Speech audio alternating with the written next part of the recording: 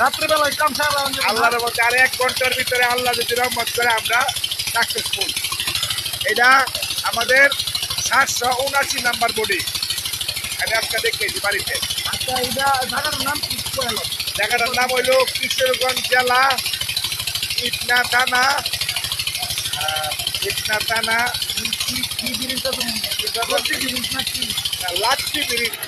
আসসালামু আলাইকুম, দেখতে পাইতেছেন আল্লাহর রহমতে আমরা আর আমার সাথে আছে আমার চাচা বিপ্লব চৌধুরী। উনি আজকে আইছে, আজকে আমরা নৌকাটা পানির নিচ থেকে উত্তোলন করে লাগছি। তো আমাদের কাজগুলো যারা যারা দেখেন অবশ্যই লাইক শেয়ার ও সাবস্ক্রাইব করবেন আর স্ক্রিনে দেওয়া নাম্বারে অবশ্যই যোগাযোগ করবেন।